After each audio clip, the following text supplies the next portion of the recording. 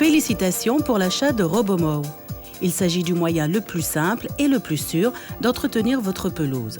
C'est simple, Robomow démarre automatiquement de sa base le jour et à l'heure que vous avez programmé, tond votre pelouse et retourne charger sa batterie. Robomow est votre meilleur choix. Il s'agit de la tondeuse robot la plus puissante du marché.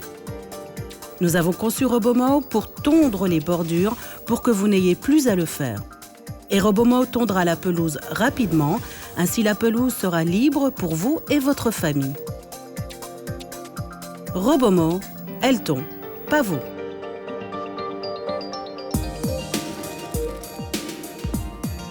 Tout ce dont vous avez besoin pour installer Robomow sur votre pelouse se trouve dans la boîte. La station de base, le câble périphérique, les piquets, la roborègle, le boîtier de contrôle, piquet en métal pour la station de base, un modèle pour les passages étroits, l'outil d'enlèvement des lames et la notice d'utilisation et de sécurité. Avant de commencer, il est important de bien planifier votre installation. Selon la forme de votre pelouse, décidez de garder une seule zone ou de partager.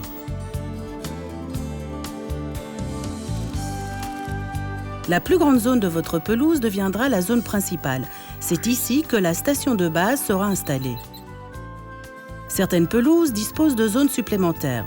Si Robomow est capable d'y accéder, ce seront des sous-zones.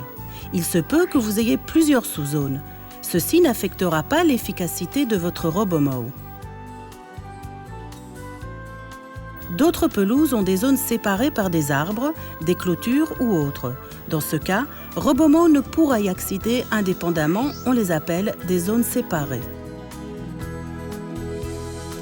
Dans certaines pelouses, le passage menant à la sous-zone est trop étroit pour y tondre, mais assez large pour que Robomow puisse y passer. Si votre pelouse contient un tel passage étroit, utilisez le modèle passage étroit. Ce modèle vous permettra de mettre en place un chemin pour guider Robomow à travers le passage étroit dans la sous-zone et dehors. Une façon d'installer la zone séparée est de dérouler le câble périphérique de la zone principale autour de la zone secondaire aussi. Au cas où la zone séparée ne peut être connectée au câble périphérique de la zone principale, un commutateur de périmètre est nécessaire pour générer un signal indépendant pour cette zone. Ce commutateur de périmètre est disponible comme accessoire. Si la zone séparée nécessite plus d'une session de tonde pour la couvrir entièrement, il est recommandé d'y installer une station de base supplémentaire. Une station de base supplémentaire est disponible en accessoire.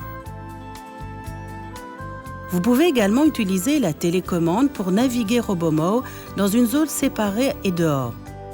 La télécommande est disponible comme accessoire. La première étape est de déterminer le meilleur emplacement pour la station de base. Placez-la dans la zone la plus grande. Nous recommandons un endroit ombragé dans l'arrière-jardin où elle n'est pas visible de la rue. Ne la placez pas sur une pente, un coin de la pelouse ou près d'un arrosoir. Votre station de base dispose d'un panneau de contrôle qui fournira l'électricité pour recharger Robomow et pour le signal du câble périphérique.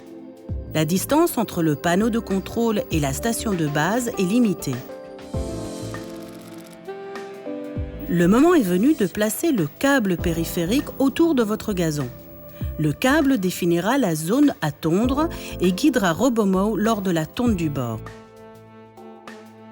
Démarrez à l'emplacement de la station de base. Sortez l'extrémité du câble muni d'une prise hors du cache en plastique. Fixez le bout du câble au sol à l'endroit où la base sera installée, à l'aide d'un piquet. Laissez 30 cm afin de boucler le périmètre à la fin de l'opération. Placez le câble dans le sens contraire des aiguilles d'une montre sur les bords de la pelouse en enfonçant des piquets tous les quelques mètres et au coin.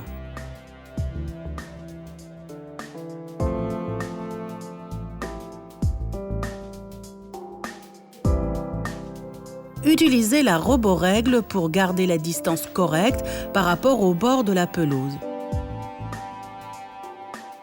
Si le bord est au même niveau, utilisez la longueur courte de la roborègle. Utilisez la longueur totale de la règle s'il y a un mur. Nous recommandons de réaliser des angles de 2 x 45 degrés et non pas de 90 degrés. Enfoncez les piquets dans le sol en tendant le câble. Il est important que la tête du piquet se trouve enfouie dans le sol. Testez la mise en place du câble avant d'ajouter des piquets supplémentaires. Utilisez la règle fournie pour bien positionner le câble en passant devant des obstacles qui se trouvent près du bord. Si vous avez besoin de câbles périphériques supplémentaires pour finaliser l'installation, utilisez les connecteurs de câbles fournis avec le produit. Dénudez les bouts de câble, épicez-les et placez l'ensemble dans le connecteur rempli de silicone. Assurez-vous que le connecteur est bien serré. Lorsque les bords des obstacles sont trop bas ou trop faibles pour être détectés par le pare-choc de Robomo, utilisez le câble pour créer un îlot périphérique autour de l'obstacle. Les deux câbles menant à l'îlot périphérique doivent se toucher et être parallèles. Appliquez la même méthode pour les lits de fleurs, les jeunes arbres et les bassins. Si vous installez une zone séparée, les câbles allant à la zone séparée doivent se toucher et être parallèles. Après avoir fixé le câble autour de la pelouse, joignez les deux bouts de câble. Utilisez le même piquet pour fixer les deux bouts de câble. Coupez l'extrémité du bout sans connecteur à la même longueur, écartez l'excès de câble et tordez-les.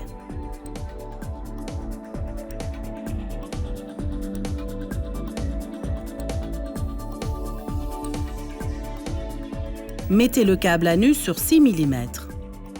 Insérez le câble dans l'orifice libre de la prise. À l'aide d'un petit tournevis plat, serrez la vis pour fixer le câble de périmètre dans le connecteur.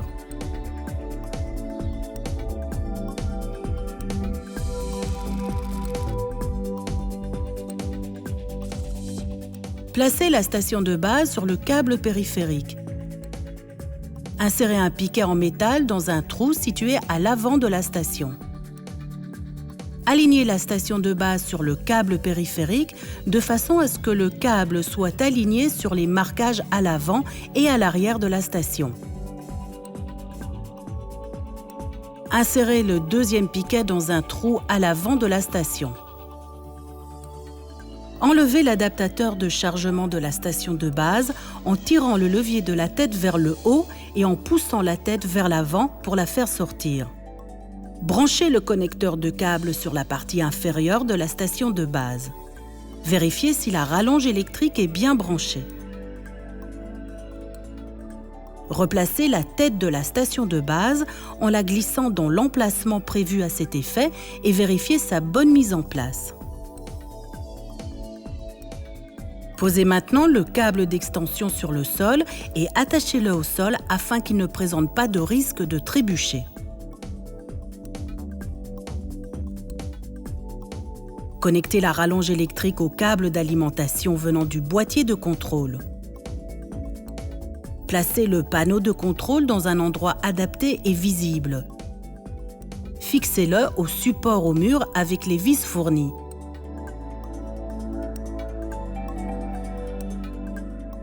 Une fois en place, glissez le boîtier de contrôle sur le support. Branchez la prise d'alimentation sur une prise de courant domestique. L'indicateur de présence dans la station s'allumera si la tondeuse est dans sa base ou l'indicateur de fonctionnement s'allumera si la tondeuse n'y est pas. Ceci indique que le système est actif et fonctionne correctement.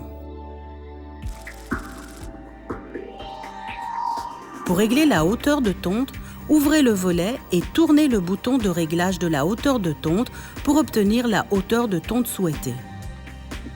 Pour connecter le fusible, vissez le fusible et son boîtier à l'arrière du châssis de la tondeuse. Robomo s'allumera.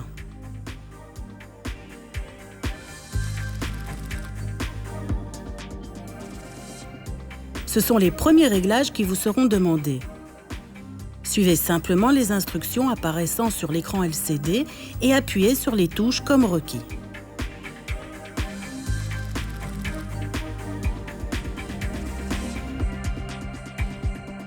Positionnez Robomo à l'intérieur de la pelouse face au câble périphérique à au moins 2 mètres devant la station de base et appuyez sur la touche Go.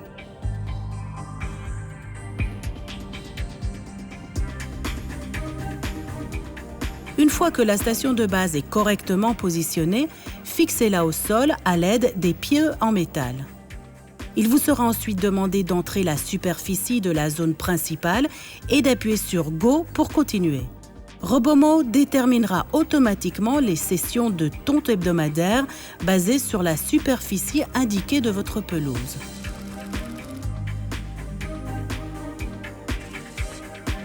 Maintenant que la station de base est en place, il est temps de tester la position du câble. Suivez Robomo lorsqu'elle suit le câble.